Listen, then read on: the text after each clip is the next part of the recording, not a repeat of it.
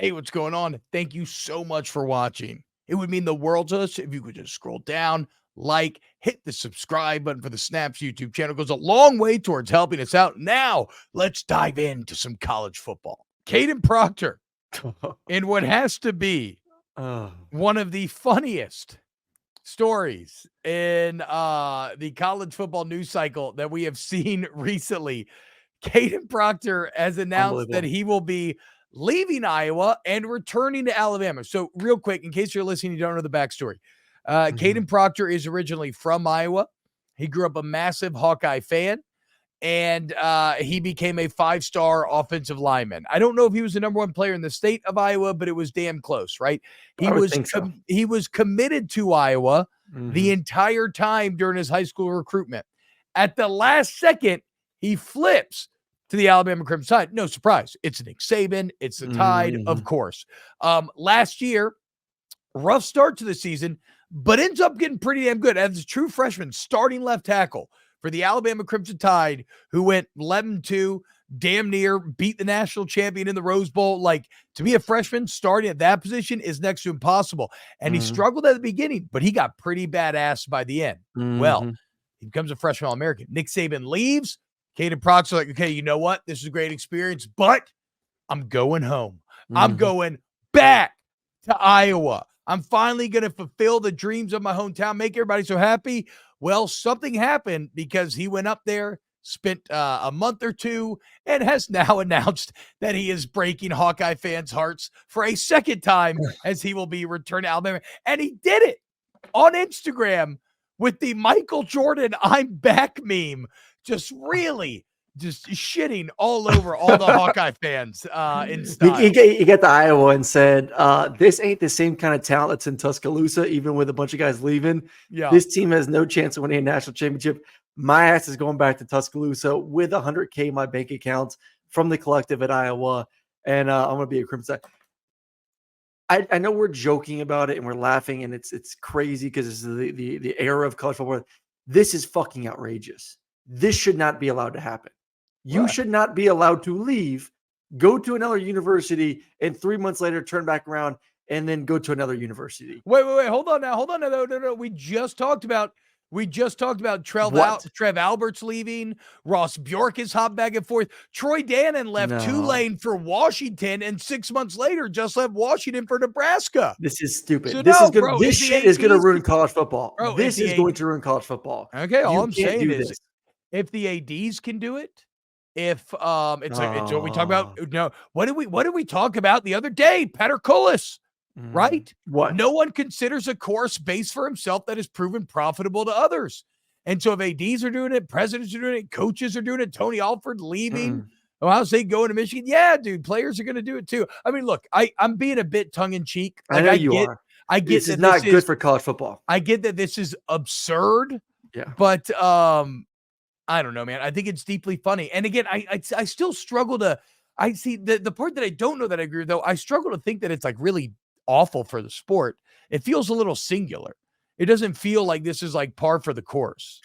Well, all it takes is one to happen, just like it did for the entire opting out process before bowl games. All of a sudden, a couple kids do it. Then all of a sudden, it gets more and more. And then all of a sudden, you lose half of FSU's starting roster before a bowl game. All of a sudden, you get one kid that transfers, and everyone wants to hit the transfer. Now, all of a sudden, you get one kid that goes back and forth in the matter of 2 months. Then the next guy's going to do it. It's opening up the floodgates, man. That's the problem. There are no fucking rules. It is do whatever you want. Hey, you're an 18 to 22-year-old young man who are still developing both mentally and physically. I'm going to give you whatever you want. Go make money here. Go make money there. Go take from this collective, then leave and go get money here. So go to this. It's too much. But what I can't escape is too many options. But what I can't escape is just feeling like, yeah, that's America. I mean, like, isn't this entire system of capitalism built upon getting what anybody will give you? Is theft. Bro, crypto is fucking theft. Shut the fuck up. You are adding nothing to society, and you are creating money out of manipulating markets. We're building communities. People want to be part of communities. Exactly. That's the most vapid empty statement I have ever heard in Is my it not entire theft that he took fucking life. $100,000 from the collective and then a month later, What 2 I'm months saying later? is crypto is capitalism. This shit is Stop bringing capitalism. fucking crypto It's into not. this. No, but that's what I'm saying. This is the American way. That's what I can't square. I feel you. It's different than everything we've ever known. Should he have to pay him back? Or just to Iowa? America, yeah, good for you, kid. You What was the game the contract? system. What was the contract? But exactly, that's why we need contracts. But Because that shouldn't be allowed to I'm sure happen. he signed something. Somebody didn't just give him I $100,000. think they fucking did. Wait, okay, hold on now. I Hold on think now. they Hold on did. now. No. From everything I read, he literally No. has $100,000 in the bank that he does not have to pay back. No, but that's fine. But that's on the contract writer's fault. What I'm saying, that's not on the kid. That's on the contract writer's fault. That's on the NCAA saying you cannot say, hey kid, here's your $100,000, but performance-based contracts. You can't do performance-based contracts.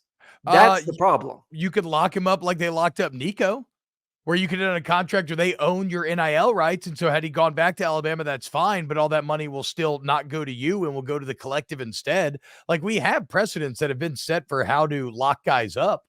If they wrote a bad contract, that's on them. I agree. That's on them. You want to talk about setting Iowa back, though? I mean, try being a donor for the Iowa Hawkeyes, knowing that some kid came in and just stole your money and left and went back to Tuscaloosa. Don't come knocking on my door to go write another big check when that crap just happened. As a collective, and you dropped the ball on that, and you didn't write a contract good enough, then don't come asking for more money from me. I'm not saying it's not brutal. I'm not saying it's not just unbelievably different from anything we've ever known. What I am saying, though, is that the courts continue to tell us that what this is American, right? And like that is what the courts have said. And that what the NCAA has done. What job can you go to and get $100,000 and then take off and leave 2 months later? I mean, any job that'll sign you to a contract without protections and then another job offers you. What do you mean? Like, there's no how much did Troy there's all non-competes everywhere in with these contracts. You can't. Yeah, and non-competes, in my opinion, are inherently un-American. I think that non-competes are the most fucked up thing in the world. Yeah, but they get challenged in states all the time. And they don't know. Like, I live with an attorney who deals with that every single day. Yeah, that's what I'm over saying. And over again. So let's not act like non-competes are 100% believed in either way. All I'm saying is the NCAA continues to tell us that you cannot cap these cats' earnings. Okay. Yeah. Or excuse me, not the NCAA. The courtroom keeps telling us that. And so that's what you have to figure out. And again, I mean, we're talking in circles here because what's the only way to do it? To do some sort of collectively bargained agreement. Yeah. But that's going to take a very long time. There's a ton of moving parts. And I don't even know if it's realistic. Can you collectively bargain on behalf of that many people to become a union technically? Like, I'm not sure. Lockhessy says it's being reported that any money Proctor got was from corporate deals, none from Iowa collectives, for what it's worth. I don't know. I wonder if I know. I agree with this. Any non-compete should pay for the salary for the term of the clause. Sure. If you want to do that. Yeah. And non-competes are illegal in many states, as Zach points out as well. I don't like it. I'm just gonna be honest, man. Just if you ask me straight up, like, is this good for college football? I don't think it is. So I'm not saying I'm like it. I'm not saying I like it. What I'm saying is, though, there is never going to be the toothpaste is out the tube. Yes. You're never going to go back. And so you have to figure out how do we operate going into the future.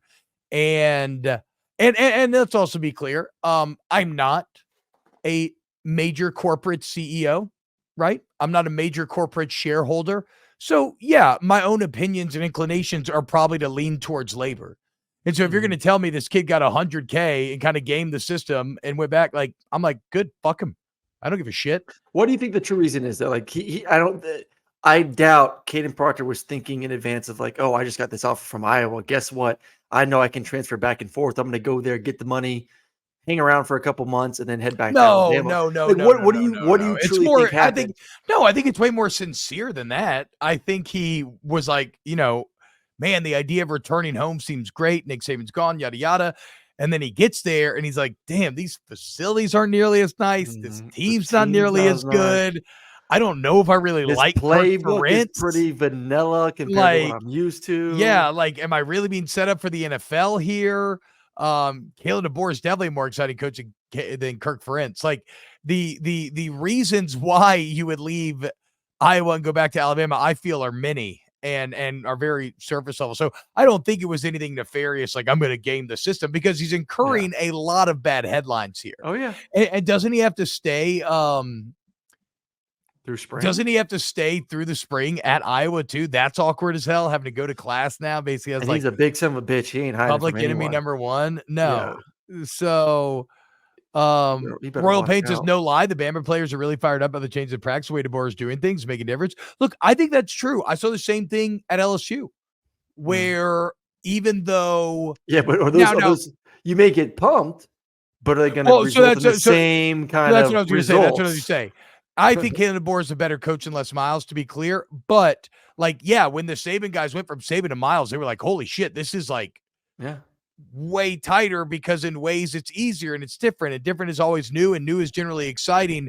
But we have to see what results you can't. it will show. Well, it was like when Tom Brady left New England, and everyone knows, kind of how that ship was run there in New England, and went to Tampa. It's a whole. I mean, it's just two different styles, and obviously Nick and why am I drawing a blank right now? Former coach of New England, Bill Belichick, and obviously we know how close those two are. Ran it very tight with how everything was organized to the grind, and you kind of lived at the facility. And then he goes to Bruce Arians. So I was with him in Arizona for a little bit. Yeah. And Bruce is like, you get in at like 8:00, you meet, you run practice, and you're out by like 2 or 3. What? It was crazy. Oh, dude, Damn. I was like, at 3:00, we were done. I'm like, even in Kansas City, we went till about like 5:36, and then we stayed in for more quarterback stuff. But like everyone was almost out of the facility by 4. It was empty. And Tom's kind of like saying, like, damn, I'm used to being in New England from 6:00 to 9:00 at night. So yeah, like it's probably a better quality of life, I'm sure, than the way Nick Saban ran it. But once again, you cannot argue with the results of championships. So will that result in championships? I don't know.